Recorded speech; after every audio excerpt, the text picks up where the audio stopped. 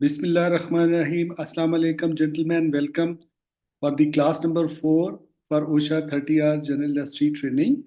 I hope कि मेरी आवाज़ क्लियरली आप तक पहुंच रही है और मेरी स्क्रीन भी आप तक डिस्प्ले हो रही है। काइंडली मुझे एक फीडबैक दे दें, कोई भी, चाहे चैट के थ्रू दे दें चाहे वॉइस के थ्रू दे दें।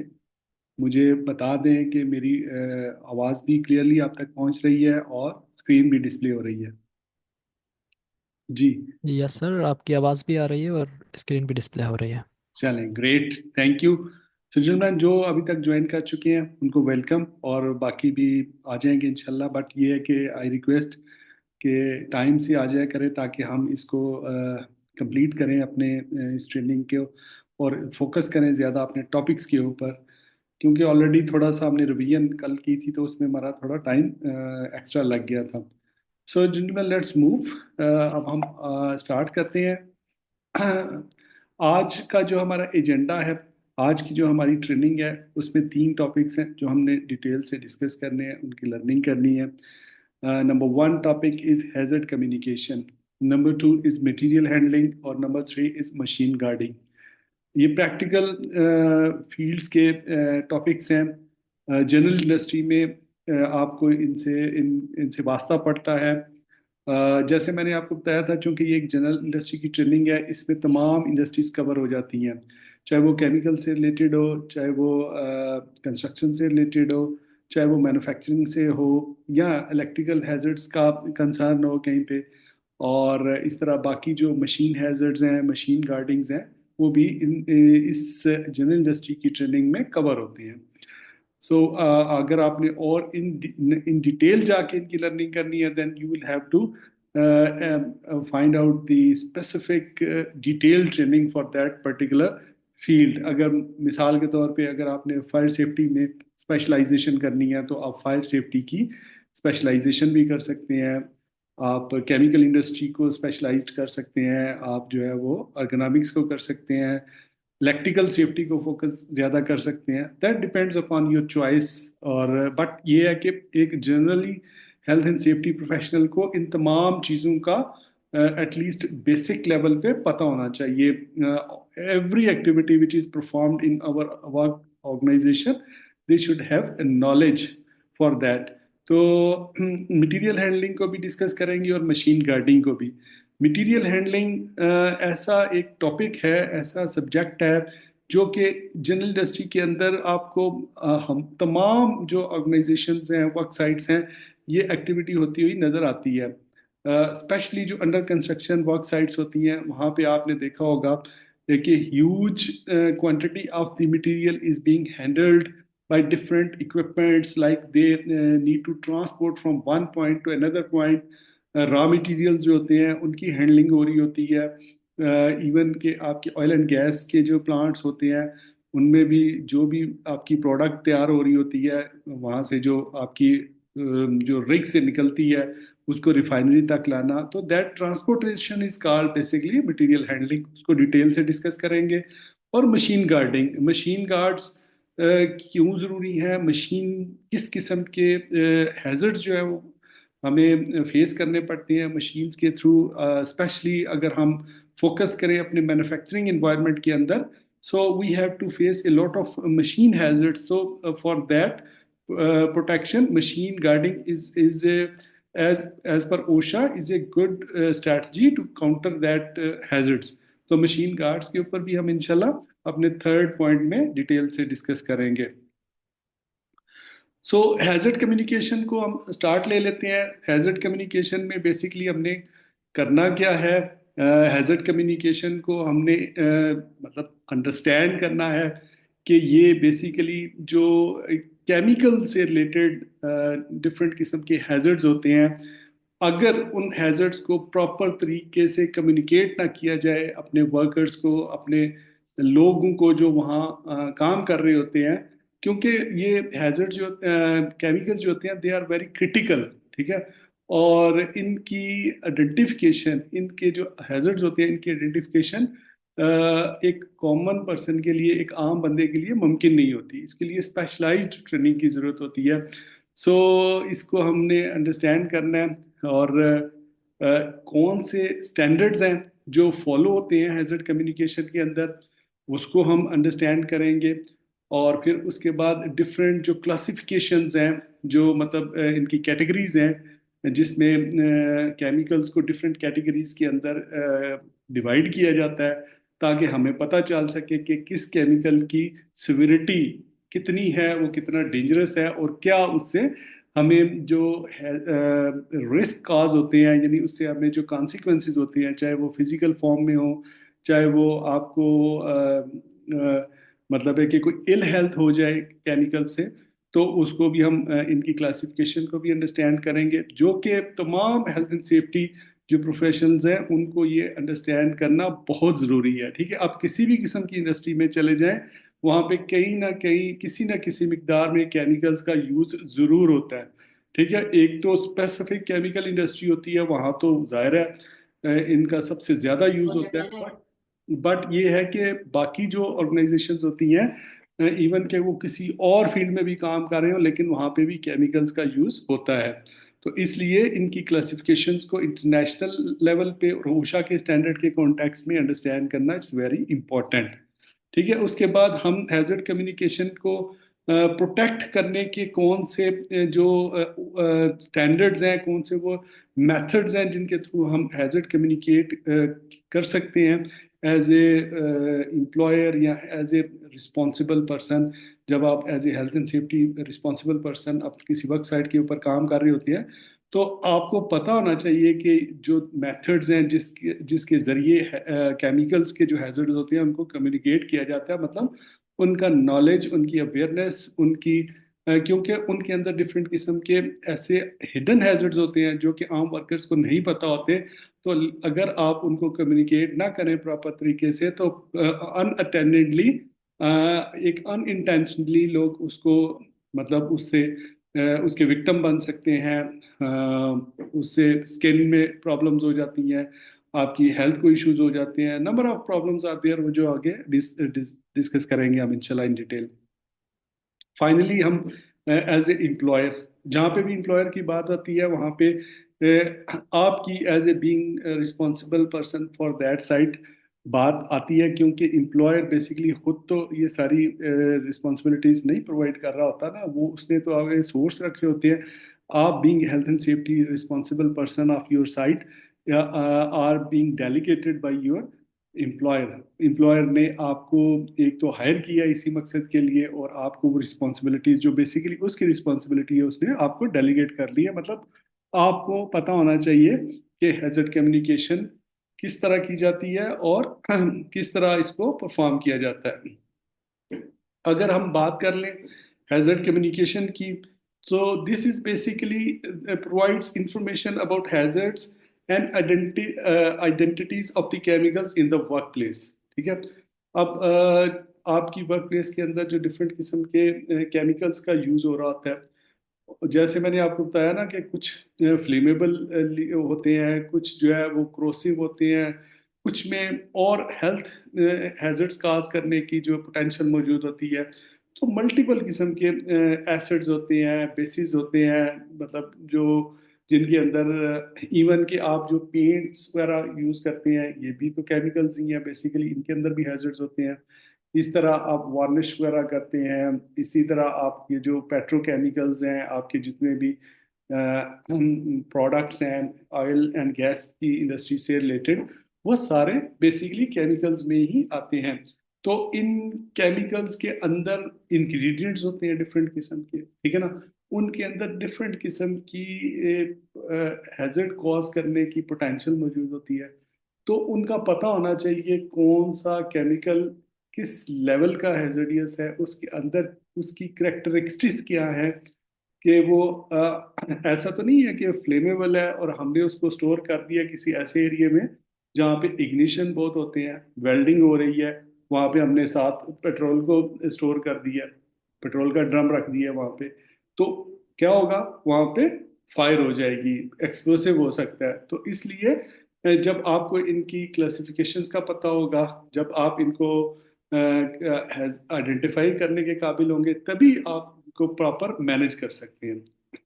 सो जिनमैन ओशा कहती है जी कि approximately 32 million workers work with and are potentially exposed to hazardous chemicals in the workplace.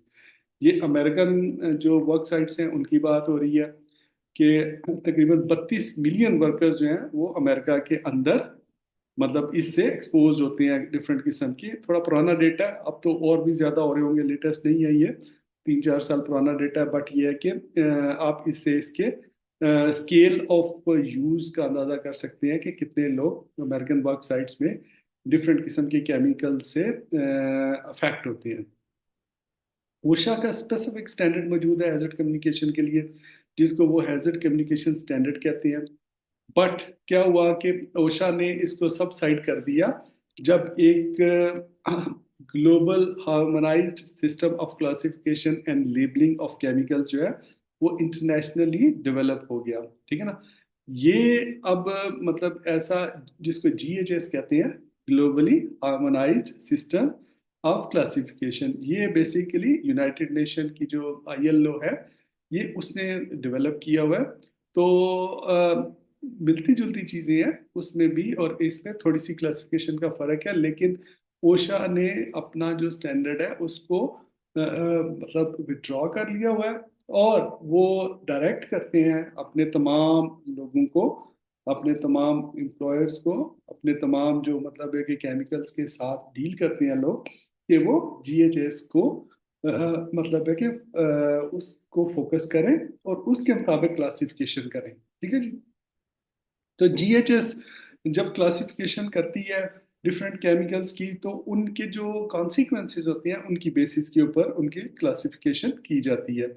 Different किस्म की क्लासिफिकेशन जीएचएस ने की हुई है, और उनके मतलब हम उनकी कुछ एग्जांपल्स भी हम आगे डिस्कस कर लेते हैं। लाइक वैसे तो और बहुत सारी मतलब है कि इनकी एग्जांपल्स हैं, लेकिन यहाँ पे दो तीन तीन एक एग्जांपल्स मैंने आपके सामने रखी हैं, नोट्स में आपको डिटेल से मिल जाएंगी। जैसे फ्लेमेबल लिक्विड्स हैं, ठीक है, ऐसे केमिकल्स जो जिनका flash point of not more than 199.4 Fahrenheit or 93 degree centigrade.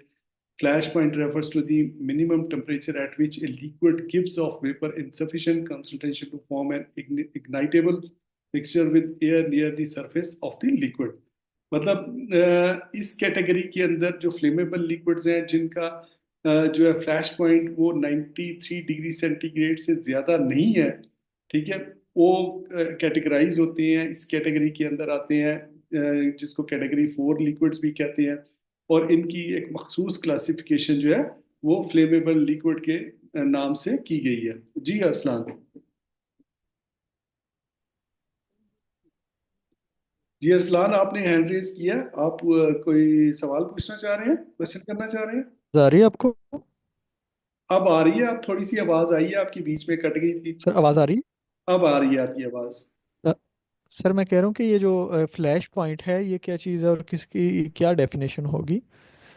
Flash point is the point where some chemical can burst. ठीक है ना। मतलब उसको अगर मतलब इग्नाइट हो जाता है उस पॉइंट के ऊपर, कोई भी केमिकल जो है उसको आप अगर कोई इग्निशन दें तो वो बर्न हो जाता है। उसके अंदर मतलब वो जो गैसेस होती हैं या मतलब जो हीट और एग्जर्शन होती है उसकी, वो विजिबल हो जाती है। जैसे आप मतलब है कि गैस है, सुई गैस है, उसको आप जब मतलब है कि बर्न करते हैं तो वो एक शोला जलता है, उसको फ्लैश पॉइंट कहते हैं ना, दैट इज बर्स्ट बेसिकली। तो ये मतलब है कि कुछ केमिकल्स ऐसे होते हैं जो मतलब 93 डिग्री सेंटीग्रेड से ज़्यादा आपके जाके फ्लैश होते हैं, मतलब उनको मतलब बर्न होते हैं वो। लेकिन कुछ ऐसे होते हैं जो कि मतलब है कि 93 से नीचे ही फ्लैश हो जाते हैं। तो ये जो कैटेगरी 4 है बेसिकली वो 93 से कम वाले जो केमिकल्स हैं, फ्लेमेबल लिक्विड्स हैं, उनको मतलब कैटेगराइज किया गया है कैटेगरी 4 के अंदर। ये डिफरेंट कैटेगरीज बनाई है जीएचएस ने। इसी तरह कुछ ये जो लिक्विड्स की बात हो रही है ना, इसी तरह फ्लेमेबल सॉलिड्स भी होते हैं। Solids which are readily combustible or which may cause or contribute to fire through friction. अब आपने देखा होगा स्टील भी बर्न हो जाती है, ठीक है, इसी तरह एल्युमिनियम बर्न हो जाती है, लेकिन उसके लिए एक स्पेसिफिक जो है ना वो टेम्परेचर रिक्वायर्ड होता है। जी मुजम्मल हुसैन। सर मेरा एक क्वेश्चन है कि एक चीज़ है फ्लेमेबल और एक है कंबस्टिबल। तो फ्लेमेबल हमने कहा कि मतलब एक खास टेम्परेचर पर उसको आग लग जाएगी। अब जो फ्लेमेबल सॉलिड हमने पढ़ा है, यहाँ पर हमने पढ़ा which are readily combustible. Sir combustible तो एक मतलब कंबस्टिबल और फ्लेमेबल में क्या फर्क होता है? एक तो चीज होती है ना धमाके से, मतलब उसको हमने एक ट्रेनिंग की थी, उसमें हमने पढ़ा था कि अगर सिंपल फ्यूल है तो आप उसको हीट प्रोवाइड करें तो वो जलेगा, फ्लेमेबल होगा। लेकिन अगर उस मटेरियल मटेरियल में धमाकेदार वो मवाद होगा तो उसको सिर्फ फ्लेम ही प्रोवाइड करेंगे तो वो मतलब धमाके से फट जाएगा।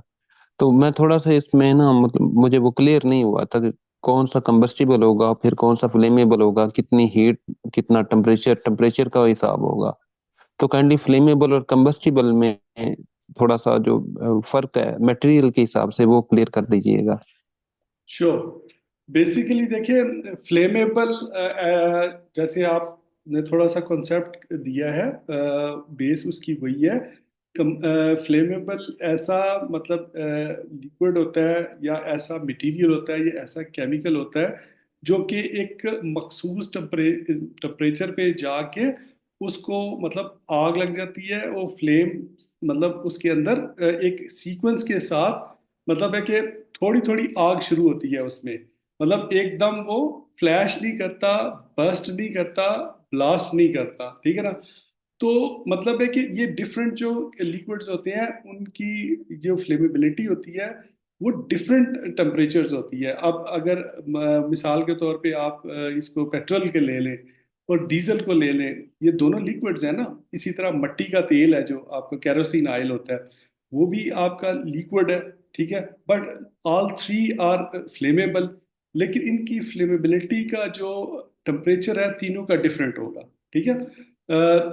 एक स्पेसिफिक टेम्परेचर के ऊपर पेट्रोल जलेगा, एक स्पेसिफिक टेम्परेचर के ऊपर जो है वो मतलब है कि कैरोसिन जलेगा, एक स्पेसिफिक टेम्परेचर के ऊपर डीजल। मतलब इन तीनों का डिफरेंट आता है। तो इसमें जो मतलब बर्निंग होती है ना, वो मतलब सीक्वेंशनल होती है, स्लोली होती है। थोड़ा सा मतलब है कि जलना शुरू होगा, इसमें ब्लास्टिंग नहीं होती, एकदम धमाका नहीं होता, बर्स्ट नहीं होता। जबकि जो कंबस्टिबल होता है इसमें ब्लास्ट होता है। जैसे सिलेंडर होते हैं आपके, ठीक है, इनके अंदर मतलब है कि जो अगर कोई गैस है, ठीक है ना, तो वो मतलब है कि एकदम ब्लास्ट के साथ अगर फटे या आप देखें कि सॉलिड जो होते हैं आपके जितने भी मतलब ये जो मटेरियल्स हैं, अब जब इनको एक स्पेसिफिक टेम्परेचर के ऊपर हीट किया जाता है तो वो मतलब है कि एकदम जल जाते हैं, मतलब पिघल जाते हैं। They burn into another state from the solid to liquid. मतलब है कि उसमें अगर कोई इस तरह का मटेरियल हो जिसके अंदर मतलब है कि ब्लास्ट करने की सलाहियत मौजूद हो, तो वो ब्लास्ट करेगा, फ्लैश करेगा। मतलब है कि वो आपको देर देर में be difference between flammability and combustibility, ठीक है ना। बेसिक कॉन्सेप्ट इसका यही है कि हर मतलब चाहे वो एक लिक्विड है चाहे वो एक सॉलिड है, इनकी जो फ्लेमेबिलिटी होती है और इनकी कंबस्टिबिलिटी होती है ये डिफरेंट टेम्परेचर्स की होती है। तो उसी की बेसिस के ऊपर जो जीएचएस ने इनको कैटेगराइज किया हुआ है। मतलब है कि फ्लेमेबिलिटी चाहे हो या मतलब है कि कंबस्टिबिलिटी हो, या सेल्फ रिएक्टिव कुछ ऐसे केमिकल होते हैं। जैसे थर्ड फेज में मैं आपको बता रहा हूँ कि जो मतलब एक स्पेसिफिक टेम्परेचर के ऊपर जाके उनको इग्निशन की भी जरूरत नहीं पड़ती, ठीक है ना। लेकिन जो फ्लेमेबल होते हैं या कंबस्टिबल होते हैं उनको इग्निशन की जरूरत होती है।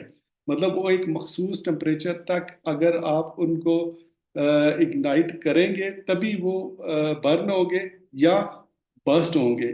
लेकिन जो सेल्फ रिएक्टिव किस्म के केमिकल्स होते हैं उनको मतलब सिर्फ उस टेम्परेचर तक पहुंचना होता है, वो ऑटोमेटिकली मतलब है कि वो बर्न हो जाते हैं, उनके लिए इग्निशन की जरूरत नहीं होती।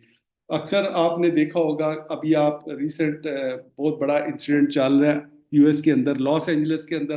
आप न्यूज़ में देख रहे होंगे कि वहाँ पे बहुत बड़ी फायर जो है चल रही है और काफ़ी सारे लॉसेस हो चुकी हैं वहाँ पे। तो वो जो मतलब है कि बाज़ का मसलन अगर आपका कोई एक ऐसा मटेरियल है जो कि सेल्फ रिएक्टिव है। सेल्फ रिएक्शन से मतलब उसके अंदर आग लग जाती है और वो मतलब है कि इर्द गिर्द की बाकी जगहों को भी जला देता है। और अक्सर ये जो फायर होती है आपके जंगल्स के अंदर, ये अमूमन ये सेल्फ रिएक्शन की वजह से भी होती है, आर्सनिंग भी होती है, मतलब कोई इंटेंशनली भी वो आग लगा देता है, बट ये यूजुअली इसको सेल्फ रिएक्टिव भी कहते हैं। और सेल्फ रिएक्टिव किस्म के जो केमिकल्स होते हैं, ये आपके वर्क साइट्स के अंदर डिफरेंट किस्म के सेल्फ रिएक्टिव किस्म के केमिकल्स यूज हो रहे होते हैं।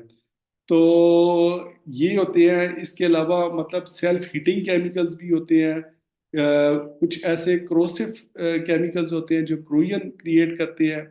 कुछ ऐसे होते हैं जो कि ऑक्सीडाइजिंग होते हैं, मतलब आपकी ऑक्सीजन को जो है वो रिमूव कर लेते हैं आपके उस इन्वायरमेंट से। अस्सलाम वालेकुम सर।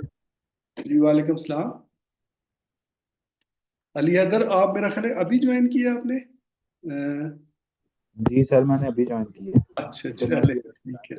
थोड़ा सा टाइम से आया करें ताकि जी सर, आप। मैं तब का ही लगा हुआ। हमारे इलाके में दरअसल लाइट जा रही है आज बहुत, तो उसकी वजह से फिर वाईफाई भी जब लाइट जाती है तो वाईफाई भी जो है ना बंद हो जाता है। ओह सैड। सो जेंटलमैन, इसको आपने थोड़ा अंडरस्टैंड किया कि there is a difference between flammability and combustibility and flash point and burst और ब्लास्ट, ठीक है, और सेल्फ रिएक्शन। बट यहाँ पे अब हम स्पेसिफिक उन केमिकल्स के जो फ्लैश पॉइंट्स हैं या उनके सेल्फ रिएक्टिव टेम्परेचर्स हैं उसके ऊपर हम टेक्निकली चीज़ों के ऊपर हम बात नहीं कर रहे। बेसिकली हम इनको कैटेगराइज कर रहे हैं। मतलब इन जो करेक्टरिस्टिक्स होती हैं इनकी बेसिस के ऊपर जीएचएस जो है इन केमिकल्स को पहले तो कैटेगराइज करता है उनकी करेक्टरिस्टिक्स के हवाले से। अगर कोई फ्लेमेबल है तो उसको उस ग्रुप में रखा हुआ है, अगर कोई कम्बस्टेबल है उसको उस ग्रुप में रखा हुआ है, अगर कोई सेल्फ रिएक्टिव है या क्रोसिव है तो उनके डिफरेंट ग्रुप्स बनाए हुए हैं जीएचएस ने। और उन ग्रुप्स को क्यों बनाया जाता है इसको आगे हम डिस्कस करेंगे, इसका बेसिक मकसद क्या होता है। अब हम जब बात करते हैं कि इन इनसे मतलब है कि जो जी हैदर अली, आपने हैंड रेज किया, प्लीज हैदर अली आप पूछें। पूछ रहा था कि मतलब फ्लेमेबल लिक्विड को हम ये कह सकते हैं कि ज्यादा हैजर्डियस है एज कंपेयर टू कंबस्टाइल। नहीं, कंबस्टेबल जो है वो ज़्यादा हैजर्डियस होगा क्योंकि कंबस्टेबल में ब्लास्ट भी होता है, बस्ट होता है उसके अंदर। और मतलब है कि फ्लेमेबल तो जो होता है ना वो तो ग्रेजुअली फ्लेम करता है ना, मतलब पहले तो उसमें से मतलब है कि उसकी सिविरिटी कम होती है, फिर जूं जूं मतलब वो मतलब हीट पकड़ता है और उसमें इग्निशन बढ़ती है तो वो डेंजरस सिचुएशन में जाता है। बट कंबस्टेबल तो आपके मतलब है कि ये जो मतलब है कि सिलेंडर्स होते हैं फट जाते हैं। बेसिकली इनके अंदर गैस प्रेशर्स के साथ होती है ना, कंबस्ट करती है ना, एकदम ब्लास्ट करती हैं। तो कंबस्टेबल ज़्यादा जो है वो डेंजरस होते हैं as compare to flammable. Clear हो गया? Okay sir, clear clear sir, clear. चले, अब हम बात कर लें जी कि इनकी जो सेफ्टी है वो कैसे की जाती है। पहले तो हमने ये अंडरस्टैंड किया कि ओशा का अपना भी एक हैजर्ड कम्युनिकेशन का स्टैंडर्ड मौजूद है, बट वो सबसाइड हो चुका है। अब करंटली जो है वो जीएचएस का जो स्टैंडर्ड है वर्ल्ड वाइड प्रैक्टिस होता है। और ये वो स्टैंडर्ड है जिसके थ्रू पूरी दुनिया में तमाम जो केमिकल्स हैं उनको डिफरेंट क्लासिफिकेशंस और कैटेगरीज के अंदर डिवाइड किया जाता है। ये जो कैटेगरीज होती हैं या क्लासिफिकेशंस होती हैं ये उन केमिकल्स की करेक्टरिस्टिक्स की वजह से मतलब है कि मौजूद होती हैं, उनकी करेक्टरिस्टिक्स की वजह से। और चंद मिसालें मैंने आपको दी, इसके अलावा और बहुत सारी मतलब है कि इनकी करेक्टरिस्टिक्स होती हैं जिनकी बेसिस के ऊपर नोट्स में इंशाल्लाह डिटेल से आपको ये सारी चीज़ें मिलेंगी। जितनी भी कैटेगरीज हैं वो डिटेल से आपको मिलेंगी। तो उन सर करेक्टरिस्टिक्स और उनकी जो खूबियाँ होती हैं जिनकी वजह से वो डिफरेंट किस्म के कॉन्सिक्वेंसेस काज करते हैं, तो उनकी क्लासिफिकेशन उस बेसिस के ऊपर जीएचएस जो है वो करती है। ठीक है, अब जब क्लासिफिकेशन कर लीजिए, अलियादर मैं आपका सवाल लेता हूँ, मुझे थोड़ा सा ब्रीफ कर लेने दें इसको। जब वो क्लासिफिकेशन हमने कर ली जीएचएस के थ्रू, तो अब हमने क्या करना है, कम्युनिकेट करना है, यानी उसकी वो मतलब है कि कम्युनिकेशन किस तरह परफॉर्म की जाती है। देयर आर टू मेथड्स, एक तो लेबलिंग की जाती है और दूसरा सेफ्टी डेटा शीट्स जो है वो उन केमिकल्स की प्रोवाइड की जाती हैं। आपका बीइंग मतलब हेल्थ एंड सेफ्टी प्रोफेशनल्स, ये इसके ऊपर बहुत ज़्यादा फोकस होना चाहिए, ये लेबल्स के ऊपर और एसडीएस के ऊपर। ठीक है, लेबल्स के थ्रू आपको पता चलेगा कि केमिकल्स की सिविरिटी कितनी है। ठीक है, क्योंकि उस लेबल्स के अंदर भी उसकी जो क्लासिफिकेशन है जो कि जीएचएस ने की हुई है उस वो मेंशन होगी। इसी तरह इन डिटेल जब हम उसको उसकी कम्युनिकेशन करेंगे तो वो सेफ्टी डेटा शीट के थ्रू करेंगे। ये दो मेथड्स यूज होते हैं कम्युनिकेशन के लिए केमिकल्स की, labels and safety data sheet. जी हैदर अली, अब आप पूछ सकते हैं काइंडली, अगर आप पूछना चाहें कोई क्वेश्चन तो मैं उसको रिपीट करता हूँ फिर आगे सर चलते मुझे थोड़ा थोड़ा स्टार्टिंग से ब्रीफ कर सकते हैं ताकि फिर आगे से भी सही समझ जाए, मतलब हल्का फुल्का ही बस क्या पढ़ने। हैं। भाई ये तो फिर इस तरह तो फिर आगे चीज चलेगी नहीं ना यार, ये काफी लेंथी जो है मटेरियल है, इसको हमने कवर करना है तो बाकी लोग फिर अफेक्ट होते हैं। तो आपसे आईडी मेरी यही रिक्वेस्ट होगी कि टाइम से आ जाया करें, या फिर ये है कि जब रिकॉर्डिंग रिव्यू कर लिया करें। तो इस तरह अगर बार बार हम पिछला ही रिवाइज करते रहेंगे तो फिर हम आगे कैसे बढ़ेंगे। एनीवेज मैं थोड़ा सा कॉन्टेक्स्ट आपको दे देता हूँ। बेसिकली हम आज तीन टॉपिक जो हैं वो डिस्कस कर रहे हैं। पहला है हैजर्ड कम्युनिकेशन का टॉपिक है। हैजर्ड कम्युनिकेशन क्या चीज़ होती है? बेसिकली ये केमिकल्स की इंफॉर्मेशन होती है जिसके थ्रू हमें पता चलता है कि हम जिस भी कंपनी में ऑर्गेनाइजेशन में काम कर रहे हैं उनमें जो डिफरेंट किस्म के जो केमिकल्स यूज होते हैं इनके अंदर किस किस्म के नुकसान करने की सलाहियत मौजूद होती है, इनका ओशा का स्टैंडर्ड कौन सा है, और कौन सी ऑर्गेनाइजेशन है जो कि मतलब इनको डिफरेंट कैटेगरीज में क्लासिफाई करती है, इनकी मतलब कैटेगराइज करती है on the basis of their characteristics. मतलब जिस तरह के जो केमिकल्स होते हैं उसी हिसाब से फिर उनको डिफरेंट ग्रुप्स के अंदर क्लासिफाई किया जाता है। क्लासिफिकेशन का मतलब होता है कि डिफरेंट ग्रुप्स के अंदर उनको रखा जाता है। मसलन कुछ ऐसे केमिकल्स होते हैं जो जल्दी आग पकड़ लेते हैं, कुछ ऐसे केमिकल्स होते हैं जो एकदम ब्लास्ट कर जाते हैं अगर कोई इग्निशन सोर्स उनके करीब आए, कुछ ऐसे केमिकल्स होते हैं जो आपकी स्किन को बर्न कर देते हैं, कुछ ऐसे केमिकल्स होते हैं जो आपकी आईज के अंदर इरिटेशन पैदा कर देते हैं, कुछ ऐसे केमिकल्स होते हैं जो अगर आप इनहेल कर लें तो आपका पूरा जो लंग सिस्टम है, आपका जो इनहेलेशन का पूरा ऑर्गन है बॉडी के अंदर, वो अफेक्ट हो जाता है। कुछ ऐसे केमिकल्स होते हैं जो आके आपकी मतलब है कि स्किन के अंदर अगर पेनिट्रेट कर जाएं तो वो आपकी ब्लड स्ट्रीम के अंदर चले जाते हैं, मतलब आपके खून में शामिल हो जाते हैं, तो वो आपके ऑर्गन्स को और ज़्यादा डैमेज काज करते हैं। तो इस तरह डिफरेंट किस्म की जो मतलब इनके करेक्टरिस्टिक्स होती हैं, इनके जो हैजर्ड्स होते हैं केमिकल्स के, उनकी बेसिस के ऊपर ये जो जीएचएस है, ग्लोबली हार्मोनाइज्ड सिस्टम है या ग्लोबली हार्मोनाइज्ड स्टैंडर्ड इसको कह लें आप, दुनिया भर में यही अभी यूज होता है तमाम ममालिक के अंदर, कि जीएचएस जो क्लासिफिकेशन करती है केमिकल्स की उन्हीं के थ्रू हैजर्ड कम्युनिकेशन होती है। तो जब हमने ये समझ लिया कि जीएचएस ने क्लासिफिकेशन कर दी, जिसमें मैंने तीन एग्जांपल्स भी दी और इसके अलावा बहुत सारी एग्जांपल्स अभी मैंने आपको दे दी, तो उसके बाद फिर जो हेल्थ एंड सेफ्टी के जो प्रोफेशनल्स होते हैं वो उस मतलब है कि उन उन उन क्लासिफिकेशन की बेसिस के ऊपर, उन हैजर्डियस कैरेक्टरिस्टिक्स की बेसिस के ऊपर उनको दो तरीकों से कम्युनिकेट करते हैं हैजर्ड, अपने वर्कर्स को, अपने एम्प्लॉयज को, अपने लोगों को। एक तो लेबलिंग का मेथड है और दूसरा सेफ्टी डेटा शीट का मेथड है। ठीक है ना? लेबलिंग का मेथड कैसे परफॉर्म होता है, उसके वो क्या है? ये बेसिकली लेबलिंग जो है an appropriate group of written printed or graphic information elements concerning a hazardous chemical that is affixed to, printed on or attached to the immediate container of a hazardous chemical or to the outside packing।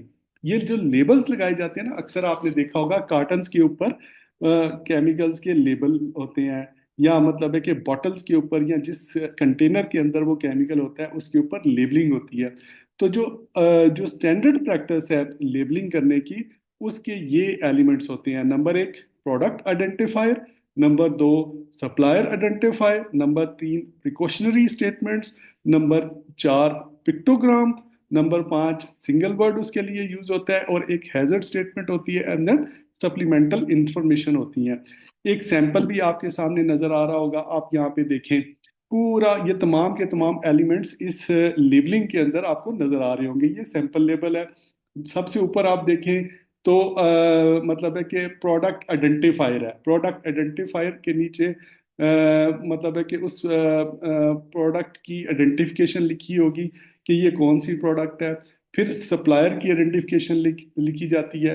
फिर एक precautionary statement लिखी जाती है कि ये मतलब एक chemical है, इसको टाइटली क्लोज्ड करें, store in cool environment etcetera. मतलब जिस तरह का, जिस नोयत का उसका हैजर्ड होता है, उसके लिए प्रिकॉशनरी स्टेटमेंट लिखी जाती है।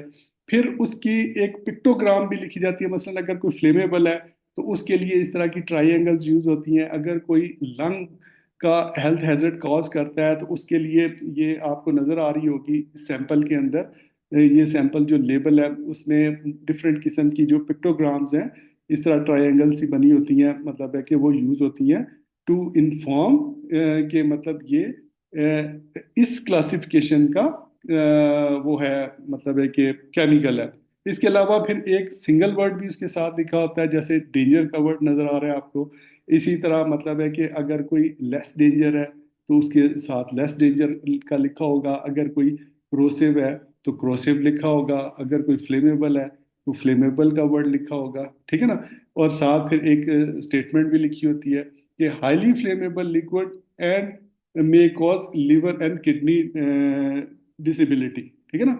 मतलब जो उसके कॉन्सिक्वेंसेस होते हैं। अब ये जो लेबलिंग होती है ना, ये मतलब प्रॉपर जो टेक्निकल लोग होते हैं जो इन केमिकल्स की केमिस्ट्री को अंडरस्टैंड करते हैं, ये वही लेबलिंग करते हैं। मतलब लेकिन हेल्थ एंड सेफ्टी के जो लोग होते हैं वो बेसिकली इंश्योर करते हैं इन चीज़ों को कि कोई भी केमिकल विदाउट लेबलिंग नहीं होना चाहिए, ताकि अगर कोई गलती से भी उस कंटेनर को जिसके अंदर वो मटेरियल पड़ा हुआ है, वो केमिकल पड़ा हुआ है, अगर उसको पकड़ ले या उसको टच करे तो वो एटलीस्ट आगाह हो जाए, वो कम्युनिकेट हो जाए कि इस केमिकल के अंदर ये किस्म की प्रॉब्लम्स हैं या कॉन्सिक्वेंसेस काज कर सकता है अगर मैंने इसको केयर से यूज ना किया तो, ठीक है ना।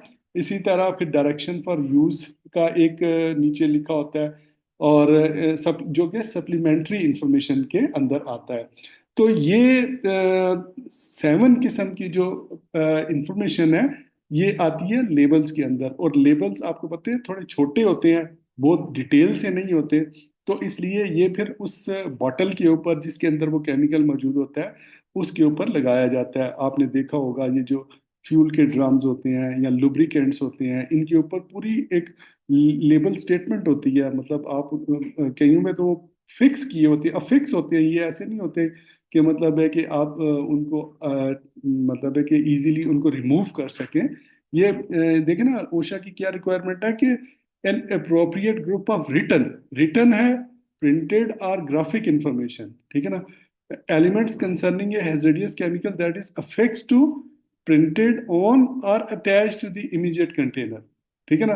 मतलब आपने उसके उसको अफिक्स करना है उसके साथ, या उसके ऊपर प्रिंट करना है, या उसको इस तरह से अटैच करना है कि उसका वो पार्ट बन जाए और वो कम्युनिकेट कर सके इस लेवल के थ्रू कि ये हैजर्ड्स इतनी इसके अंदर सिविरिटी मौजूद होती है, ठीक है जी। और दूसरा जो मेथड है सेफ्टी का, मतलब केमिकल सेफ्टी का, वो है सेफ्टी डेटा शीट। इसके थ्रू आप मतलब हैजर्ड कम्युनिकेशन करते हैं।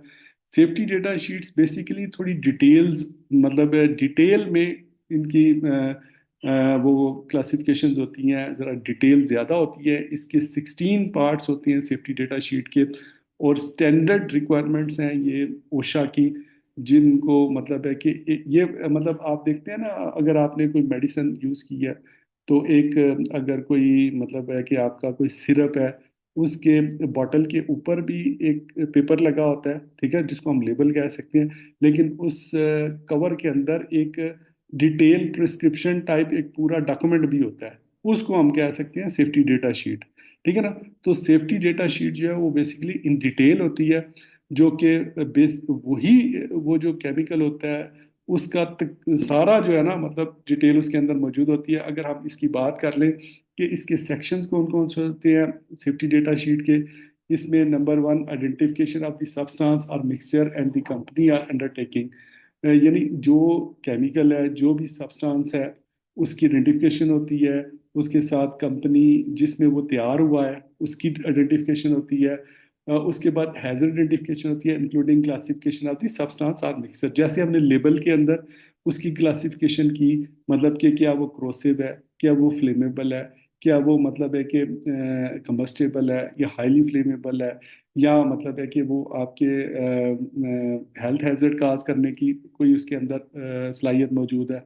जी अली अदर प्लीज। सर ये डिफरेंट केमिकल्स के ऊपर लिखा होता है कि कौन सा ज्यादा फ्लेमेबल है या कौन सा ज्यादा जी जी corrosive है? बिल्कुल। क्योंकि मतलब मैं लैब्स के बाहर मैंने कभी कभी देखा है कि वो चले उधर लिखा होता है corrosive डोंट टच, लेकिन ये नहीं देखा कि इनकी कैटेगरीज होती है मेरे ख्याल से। नहीं नहीं, इनकी कैटेगरीज होती हैं, क्लासिफिकेशंस होती हैं बाकायदा, ठीक है। और उनका साथ टेम्परेचर भी मेंशन होता है कि ये इसकी फ्लेमेबिलिटी इस टेम्परेचर तक है, मतलब इस टेम्परेचर पे ये फ्लेमेबल होता है, इस टेम्परेचर पे ये कंबस्टेबल होता है, वो साथ लिखा होता है। आपने ज़रा कभी आप तो जो नहीं की होगी, लेकिन ये लाजमी होता है किसी अच्छी कंपनी में आप देखिएगा कि ये प्रॉपर क्लासिफिकेशन, अगर हमारे पाकिस्तान में इसको प्रैक्टिस नहीं किया जाता तो फिर मैं उसके बारे में नहीं कह सकता। लेकिन जो ओशा की स्टैंडर्ड रिक्वायरमेंट्स है ना, मैं आपको वो बता रहा हूँ, ठीक है ना। मतलब है कि यहाँ पे है या नहीं है, इससे हमें गर्ज नहीं, हमें ये गर्ज है कि जो ओशा की स्टैंडर्ड प्रैक्टिस है वो क्या है। तो उसके मुताबिक ओशा की जो स्टैंडर्ड प्रैक्टिस है उसके मुताबिक ये चीज़ें उस पर मैंशन होनी चाहिए। लेबल के जो एलिमेंट है वो मैंने आपको बताए हैं, वो तमाम एलिमेंट्स उस कंटेनर के ऊपर होने चाहिए, प्रिंटेड फॉर्म में होने चाहिए, फिक्स्ड होने चाहिए, ठीक है। इसी तरह सेफ्टी डेटा शीट जो साथ एक पूरा मतलब पेपर होता है, एक पूरा डॉक्यूमेंट होता है, उसके अंदर ये 16 सेक्शन जो भी रेलेवेंट है वो सारे उसके अंदर मौजूद होने चाहिए। मतलब उस सब्सटेंस की आइडेंटिफिकेशन, उसका हैजर्ड क्लासिफिकेशन, उसके कंपोजिशन ऑफ द इंग्रेडिएंट्स, उसके अंदर जो इंग्रेडिएंट्स हैं उनकी कंपोजिशन क्या है, कि कौन सा इंग्रेडिएंट किस रेशो से उसके अंदर मौजूद है। अगर उसके लिए कोई फर्स्ट एड की मेजर्स की ज़रूरत है, कोई ऐसे होते हैं ना जो बर्न कर देते हैं आपकी स्किन को फौरन, केमिकल्स आग पकड़ लेते हैं, फ्लेमेबल होते हैं, तो अगर खुदा ना खास्ता आप क्या ऐसे केमिकल के करीब हैं आप जो आग पकड़ लेता है तो आपको भी आग लग सकती है, तो वहाँ पे फर्स्ट एड की अगर ज़रूरत पड़ती है तो वो साथ मेंशन होते हैं सेफ्टी डेटा शीट के अंदर। फायर फाइटिंग मेजर्स की अगर ज़रूरत हो वो भी साथ मेंशन होते हैं। एक्सीडेंटल रिलीज मेजर्स, मतलब कोई गैसेस वगैरह मतलब एक्सीडेंटली या मतलब स्पिल वगैरह हो जाते हैं, जैसे ये पेट्रोल डीजल वगैरह पेट्रोकेमिकल प्रोडक्ट्स हैं उनको ट्रांसपोर्ट किया जाता है तो वो रिलीजेस होती हैं, तो उनको कंट्रोल कैसे करना होता है उसकी भी डिटेल वहाँ पे सेफ्टी डेटा शीट के अंदर मौजूद होती है। उनको हैंडल कैसे करना है, स्टोरेज कैसे करनी है, ठीक है, उनका एक्सपोजर क्या है, पर्सनल प्रोटेक्टिव इक्विपमेंट किस किस्म का यूज़ उसके साथ किया जा सकता है, फिजिकल केमिकल प्रॉपर्टीज़ क्या है, स्टेबिलिटी एंड रिएक्टिविटी उनके मतलब कितना एक वो स्टेबल है, और किस टेम्परेचर पे जाके या किस इन्वायरमेंट में वो रिएक्टिव हो जाते हैं किसी दूसरे मतलब इन्वायरमेंट के साथ भी रिएक्टिव, जैसे वो कंबस्टेबल होते हैं या सेल्फ रिएक्टिव केमिकल्स होते हैं, वो एक मखसूस टेम्परेचर पे जाके खुद ही वो बर्न हो जाते हैं, मतलब उनके लिए इग्निशन की भी जरूरत नहीं होती। इस तरह टॉक्सिकोलॉजिकल इंफॉर्मेशन उनके ऊपर मेंशन होती है। टॉक्सिकोलॉजी एक कंप्लीट सब्जेक्ट है, ये बेसिकली टॉक्सिसिटी होती है किसी केमिकल की, मतलब उसका जो जहरीलापन होता है उसको आम अल्फाज में कहें तो उसकी इंफॉर्मेशन, अगर उसके अंदर मतलब कुछ ऐसे टॉक्सिक केमिकल्स होते हैं जो कि आपके पूरे ऑर्गन को, बॉडी के पूरे मतलब जिस तरह वो ब्लड स्ट्रीम में अगर चले गए हैं तो आपकी पूरी बॉडी के ऑर्गन को नाकारा कर देते हैं, बड़े टॉक्सिक होते हैं, ठीक है ना। इस तरह इकोलॉजिकल इंफॉर्मेशन अगर वो मतलब आपके जो इकोसिस्टम है उसके अंदर कोई वो प्रॉब्लम क्रिएट करते हैं, मतलब कोई गैस है और वो ऑक्सीजन को डिप्लीट कर देती है, तो वो उसकी इकोलॉजिकल इम्पैक्ट्स होंगे, मतलब वहाँ पे लोगों को सांस लेने में दुश्वारी हो जाएगी। फिर उसकी डिस्पोजल कंसिडरेशन जो है वो भी उसके ऊपर मेंशन होती है, उसको ट्रांसपोर्ट कैसे करना है, उसकी रेगुलेटरी इंफॉर्मेशन क्या है, मतलब कौन सा स्टैंडर्ड इनके ऊपर अप्लाई होता है वो भी, और इस तरह other information including the date of the latest revision, मतलब अगर इसकी सेफ्टी डेटा शीट की अगर कोई रिवीजन हुई है अभी लेटेस्ट तो वो भी मेंशन होती है। मैं आपको एलएमएस के अंदर वो सेफ्टी डेटा शीट का जो स्टैंडर्ड है ओशा का पूरा डॉक्यूमेंट वो भी अपलोड करूंगा, उसको भी आप देखिएगा तो आपको मजीद इंशाल्लाह इसमें अंडरस्टैंड जो है ना वो डिटेल से हो जाएगा। ठीक है जी। तो एक आप जेंटलमैन वो ये अभी सब जो है वो 40 मिनट हो गए हैं, तो मैं ये चाहूँगा कि अभी हम ब्रेक कर लें, क्योंकि फिर वो जब इसको कन्वर्जन पे लगाता हूँ ना तो फिर टाइम थोड़ा ज़्यादा लग जाता है। बजाय इसके कि हम ज़्यादा लेंथी जो वीडियो है उसकी रिकॉर्डिंग करें, हम इसी स्टैंडर्ड पे चलते हैं जो 40 मिनट्स का है। इंशाल्लाह 5-7 मिनट की ब्रेक के बाद हम दोबारा मिलते हैं और यहीं से हम स्टार्ट करते हैं। मज़ीद अगर आपके जहन में जो क्वेश्चन होंगे इंशाल्लाह हम उसको भी मज़ीद डिस्कस करते हैं अपने ब्रेक के बाद। ठीक है जी। सो इंशाल्लाह मीट आफ्टर 6-5-7 minutes इंशाल्लाह अगेन। Okay, thank you.